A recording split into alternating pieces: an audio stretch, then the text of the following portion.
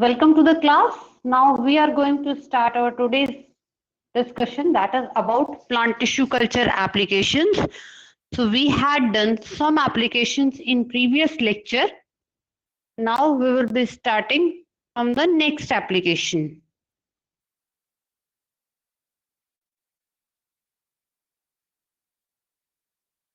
That is the procedure how we do seed potato production by the micropropagation technique. So these are the shoots which have been achieved from virus-free meristems, and then these shoots are multiplied here in lab on a nutrition medium. These are small jars which have been kept in tissue culture room, and they are containing these meristematic tissues. And here, this is a structure which is known as greenhouse, where you can grow the tissue culture raised plant. And this is the crop of potato which is growing very nicely. The plants are regenerating in a greenhouse which are used as plant material, genetic plant material from the tissue culture raised plantlets. So how can we eliminate viruses from vegetatively propagated crops? That is a very, very important, or we can say demanding issue in case of vegetatively propagated plant, that we have to eliminate viruses. As you know that viruses can remain in dormant condition for a long time.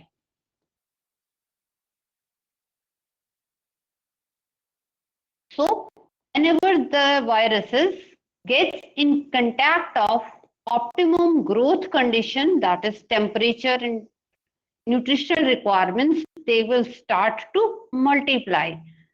So it is very necessary to eliminate viruses from the planting material so that a healthy, disease-free, virus-free plant can be raised, which will give us high quality of produce. These are the ways to eliminate viruses from the planting material. First is heat treatment. Plants grow faster than viruses at high temperatures. At very high temperatures, viruses cannot survive beyond 35-40 degrees centigrade, but your plants can grow at this temperature. So plants are exposed to heat treatment, and after that, viruses will be eliminated and you can make plants from those plants. Or you can do meristemming. What is meristemming? Because these viruses are transported from cell to cell through plasmodesmata. What are the plasmodesmata? Plasmodesmata are very small openings, pores which are present in a cell, and they provide cell to cell communication. So viruses also travel through these plasmodesmata. And second mode of transport of viruses in the cells are vascular tissues. So apical meristems, which we are taking as explant to raise disease-free or virus-free plants, they are free of viruses. So that's why we can achieve virus-free plant material by using shoot meristem or apical meristem as explant. Not all cells in the plants are infected. Adventitious shoots which are formed from single cells, they can give virus-free shoots, and these virus-free shoots then can be multiplied to give rise a number of plants in lab conditions. That's how we will have a number of plants which are not having any virus contamination. One more procedure of getting quality planting material or the application of plant tissue culture is somatic embryogenesis. That is also one approach of micropropagation. Embryogenesis. Genesis is formation. Embryo is a part of the plant which can make a new plant.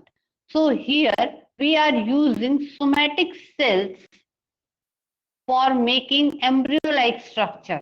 That's why it is known as somatic embryogenesis. For this procedure, first thing, explant is taken, and then this explant is put on a medium which is conducive to make callus. So callus will be made. This callus will be having embryogenic structures. When it will have embryogenic structure, which is also known as proembryos. So then these proembryos are taken and they are kept on different mediums for maturation. So here, first step will be callus induction from the explant.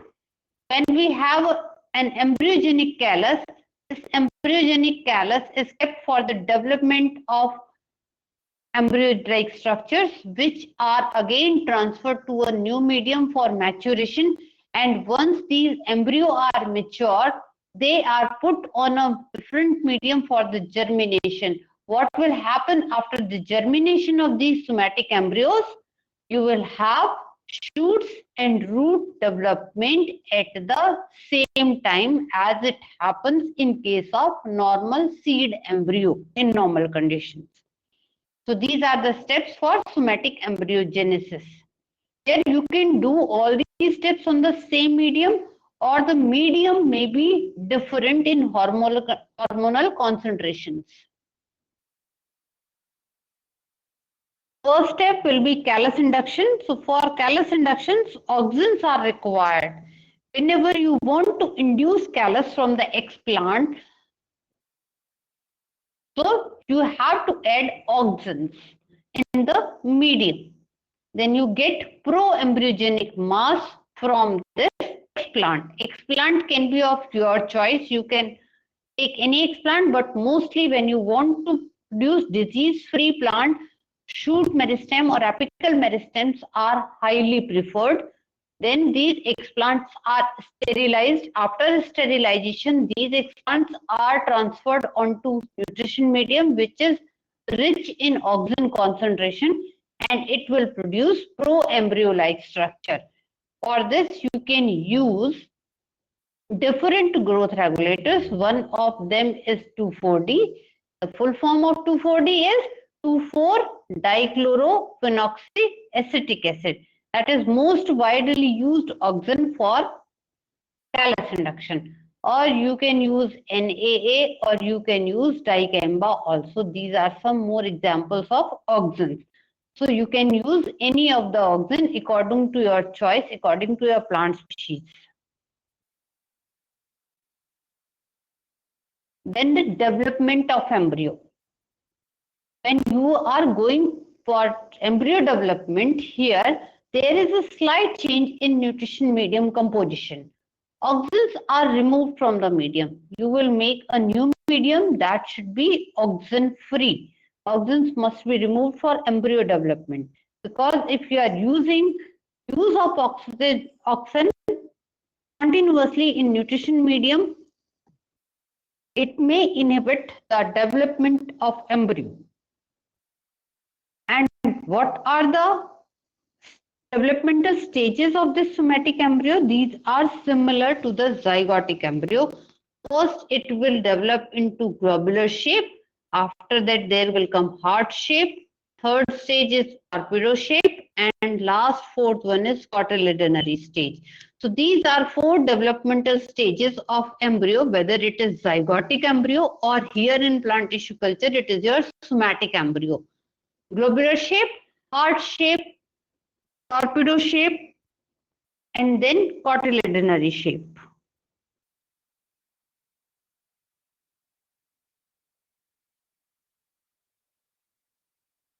And then you will go for next stage, that is germination of this somatic embryo into a plant.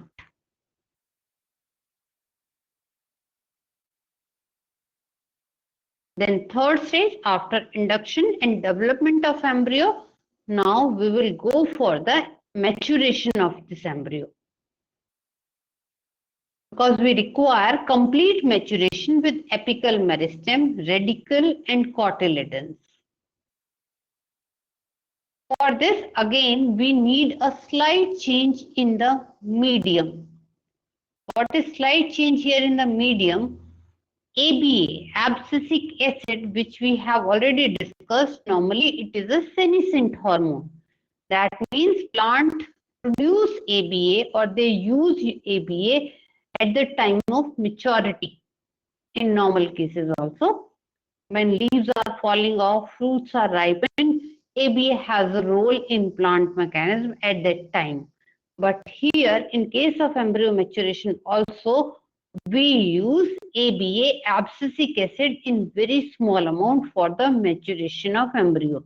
We will prepare a nutrition medium which is rich in ABA, and on this ABA rich medium, your embryos are transferred for the maturation, and they will go into different stages, which are globular, heart, torpedo, and cotyledonary stage. Then comes the next stage, that is germination. For germination, a sucrose rich, that is around 10% sucrose is used. Normally, the level of sucrose we are using in nutrition medium is around 3%. But here, you are using at around 10% sucrose. Mannitol may be also used. It will be at 4% concentration for the germination. Mannitol is a sugar alcohol. This is also a carbohydrate, but it is a sugar alcohol. Then there will be, if drying is happening, ABA level will decrease, and it happens mostly in woody plants. If there is chilling, then also ABA level will decrease. What is chilling? Chilling is when you are treating your plants at 0 to 5 degrees centigrade. So these are the stages of somatic embryogenesis, which you can see here in this slide. And this is the example of peanut or groundnut. And botanical name of peanut is Arachis hypogea. So when you see the peanut seed, you can see this embryo there. So you will take this embryo is sterilized and put onto the medium, that is, we have done the inoculation. After incubation, these are the embryo-like structures which are arising from the callus. After development, they have kept for maturation in liquid medium. Once these embryos are mature, they are transferred onto the solid medium again, and they will germinate into a complete plant of peanut. So these are different stages of somatic embryogenesis. Next application of plant tissue culture is germplasm preservation. So as I told you that germplasm is sum total of available gene pool of any plant species.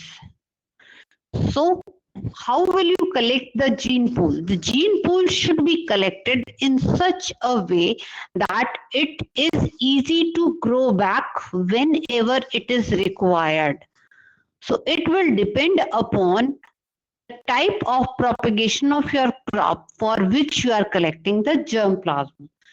For seed propagated crop, you will do the seed collections.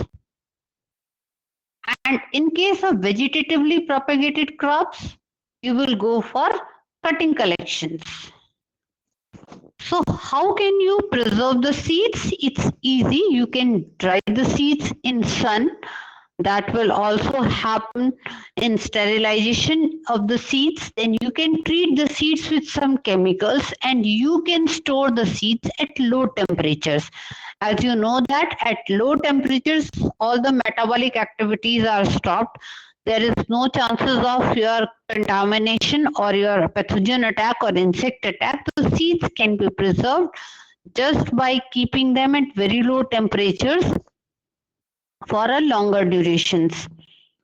And in case of vegetatively propagated plants, what will you do with the cuttings? The cuttings cannot be kept on shelf as it is for many years. You have to plant them in a field. So when you are planting your cuttings, which you have collected from across the globe, you will require land, you will require labor. and there will always be constraints of environmental conditions. So for this, what is done? These cuttings are micro-propagated. They are converted into flask.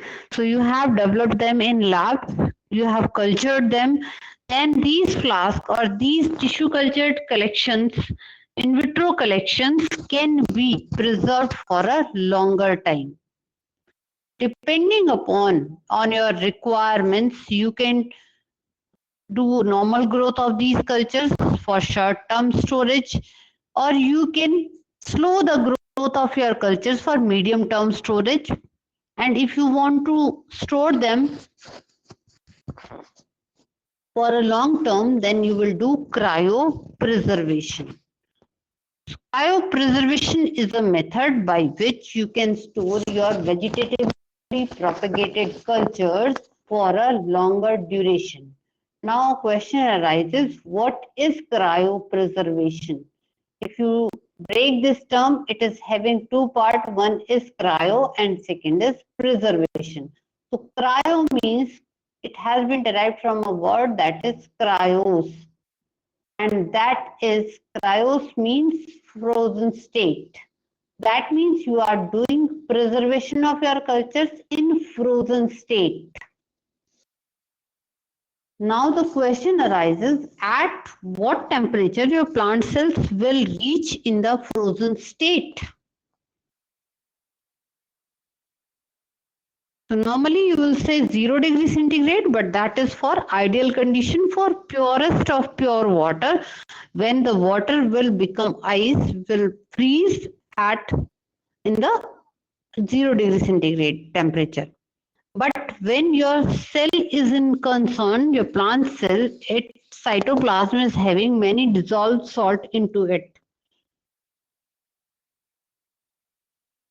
So there are reports in which it has been mentioned that sometimes at minus 68 degrees centigrade is the lowest temperature at which your plant cell has been reported to go in frozen condition. That's why when you are going for cryopreservation, you need a temperature below minus 70 degrees centigrade. The best utilized method is used for cryopreservation is freezing in liquid nitrogen. And liquid nitrogen has a temperature of minus 196 degrees centigrade. So you just put your cultures in a cryo vial, treat them with some chemicals which are known as cryoprotectant, and preserve them in liquid nitrogen for longer term storage. How we do it, what are the applications, what are the limitations of cryopreservation, this will be discussed in the future lectures. One more application of plant tissue culture is soma clonal variation. So exactly what are soma clonal variations? These are the variations which are present in somatic cells. That's why they are known as soma clonal. They are found in somatic cells dividing mitotically in culture. That means when you are taking explant and you are growing it into a plant in lab conditions, these are the variations which are present in tissue culture raised plant. It is a general phenomena of all plant regeneration system that involve a callus phase. That means when you are going through a callus phase, there are more chances to have soma clonal variations. Variations in traits which are generated by use of a tissue culture cycle, they are known as soma clonal variations. These may be heritable, or that means genetic changes. So when they will be heritable, when the change is at the DNA level.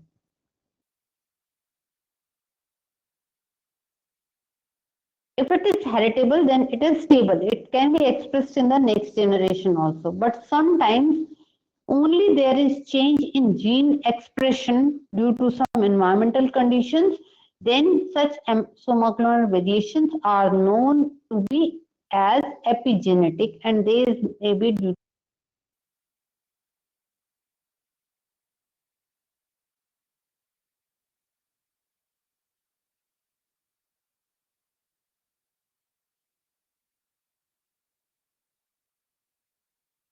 of tissue culture is embryo culture. So this is embryo which has been taken from the plant.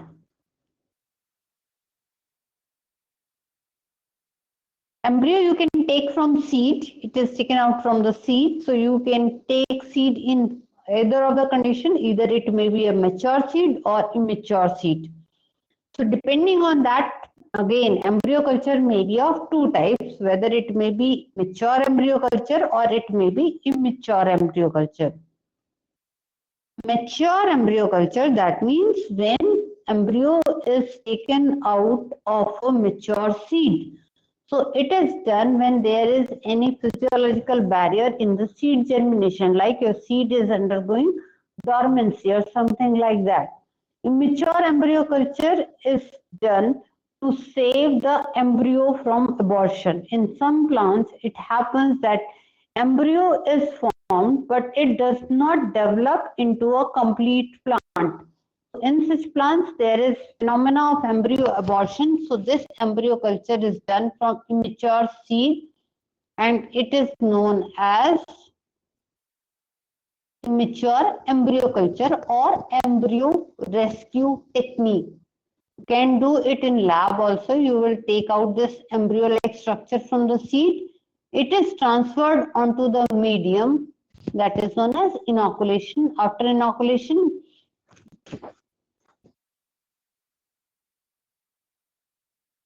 this is incubated in the culture room at required optimum temperatures. Then it will germinate into a plant, and that plant can be transferred into the soil. That is the whole procedure. What are the uses of embryo culture?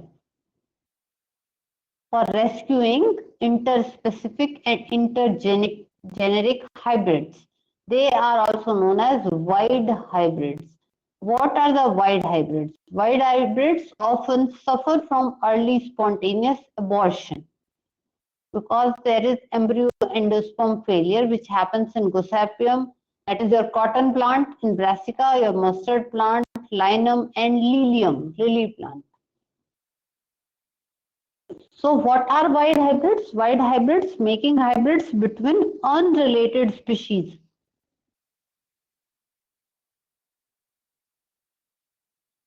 For example, you want to make a hybrid by crossing a wheat plant and a maize plant.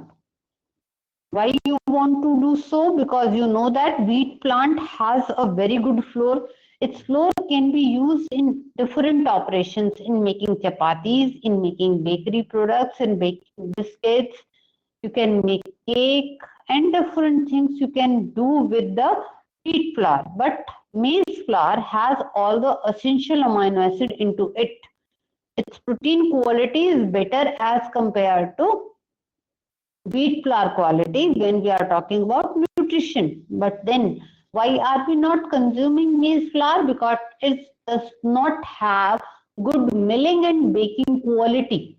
So if we can make such a hybrid that which is having milling and baking quality of wheat and essential amino acid or nutritional quality of maize plant, then it would be appreciated highly. That's how we make these wide hybrids for making better crops. So in such cases, due to various reasons, the zygote will abort. Zygote will not develop into a complete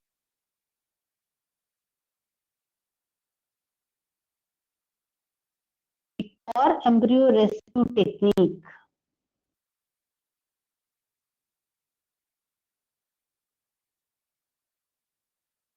Next application, what we can do is production of monoploids, or we can do production of haploids also. This is embryo culture of citrus. So you can see this is embryo which is put onto the medium. and now it is increasing in size. So that is first thing will happen when your cells are adapted to the medium. They will enlarge in size, and after that your seeds will germinate. You will have shoot and root. So this is the root, and these are the developed shoots. This is coconut embryo culture. You can do coconut embryo culture and you can raise seedlings.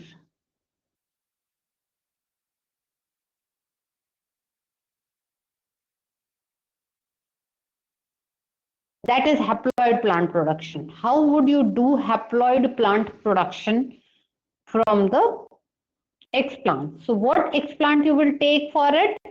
For the haploid plant production, always we have to take haploid cells. So which are the haploid cells? These are the gametic cells present in the plant.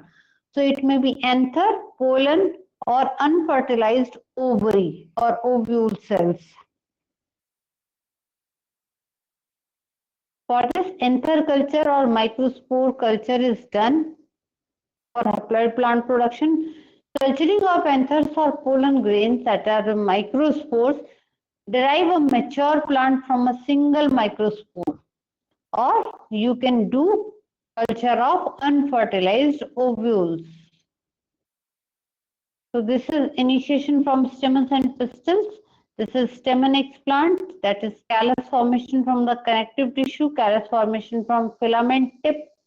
This is embryogenic callus, and there will be embryo development, and this is embryo germination.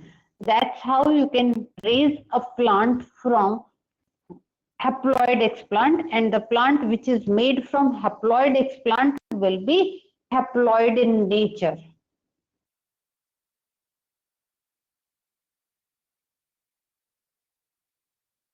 One more application is somatic hybridization. So here you are doing development of hybrid plants through the fusion of somatic protoplast of two different plant species. You will take two protoplasts of species A and B,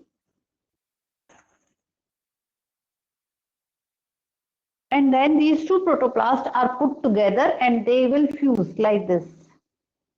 Two protoplasts will fuse and will make one. When such thing happens, there will be mixing of cytoplasmic content and nuclear content also. That's how it will make a hybrid. And such resulting hybrid is known as somatic hybrid.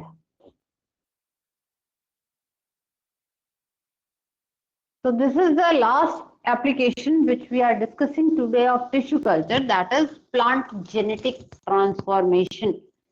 Whenever you are doing genetic transformation in plant, the resultant plant will be known as transgenic plant. Transgenic plant are made for the improvement of a species, and that should have a specific character.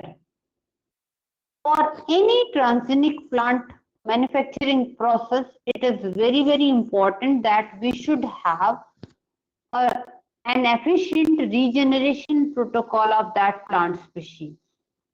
And what are we doing here in genetic transformation? First, trait. We are changing the trait. The trait that is encoded by a single gene, and it is easy to change that particular trait. Then we use some specific sequences for the expression of that gene.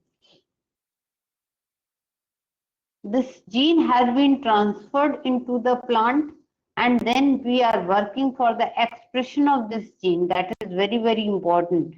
And these are the sequences which help in the expression of this gene, which are known as promoters and terminators. And means of putting the gene into a cell, how will you transfer? For that you will require a cloning vehicle, that is known as vector. And then you should have a means of selecting for transformants, that is your screening method. And means of getting a whole plant back from the single transform cell, that is regeneration. That is your tissue culture protocol, How will you develop shoots and roots from a single cell? That was a brief about the applications of plant tissue culture. So we have discussed some basic applications of plant tissue culture which help us in the improvement of many species of plants. It may be tree species, ornamental plants, forest plants, crop plants, grains, legumes, cereals, etc. We can improve all these plant species either by micropropagation. In micropropagation, we can do production of virus-free or disease-free plants with the help of tissue culture. We can form embryo-like structure by the process of somatic embryogenesis. We can do germplasm preservation for the long-term storage of planting material. We can do protoplast fusion for making somatic hybrids in such species which are not easy to fuse in conventional methods, or we can raise haploid plants by the use of anther culture or microspore culture or ovule culture. And last but not the least, with the help of tissue culture, we can make a number of transgenic plants which have